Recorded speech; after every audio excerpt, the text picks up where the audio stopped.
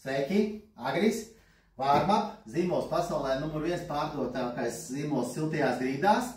Te mums ir viss sortimentiņš, ir gan kabeļi, gan paklāji, ir šitās burvīgas folijas paklājs, par to tad arī šodien stāstīsim. Un tas mums ir domāts lamināta grīdā.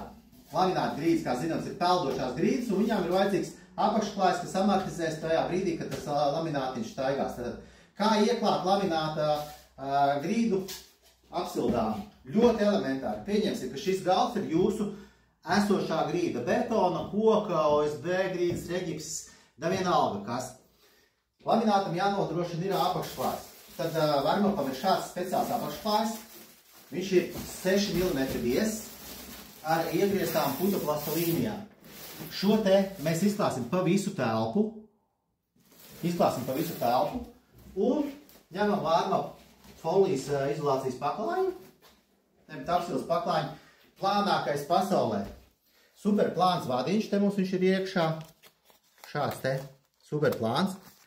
Tātad ar to tad mēs arī izliksim konfigurāciju. Pieņemsim, ka šī mums ir grīda. Esam izklājuši savu telpu ar šis ies pie termostata. Esam izklājuši šo te, tad aizējam uz šeit. Mums vajag atgriezties. Paceļam vaļā šo te vietiņu, kur ir starp divām cilpiņām. Paceļam vaļā šo te paklāju. Šeit griežam ar šķērītēm pāri. Paceļam otrā pusē. Paceļam cilpiņu, šķērīti izbāžam apakšā, pārgriežam, lokam paklāju un ejam apakaļ līniju. Tad, kad mēs esam izlikuši konfigurāciju, kāpēc mums ir vajadzīgs šis te apakšklājs rekutējas sildīšanas dzīsli. Mums vajag, lai tas apakšklājs noamortizē to sildīšanas dzīslu iekš sevīm. Solis numur 1, pa visu telpu izliekam apakšklāju, izveidojam telpas konfigurāciju, liekam visu laminātu.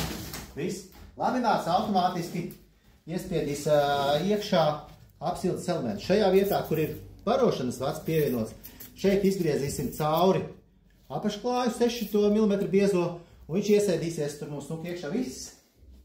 Tas ir arī viss tieši tik elementāri lamināta grīdām, siltums koridoros, lai kurpītes izžūst, kad ienākam ziemas laikā, un arī vienkārši, kad ir lamināta grīdas. Palīdzam būvēt!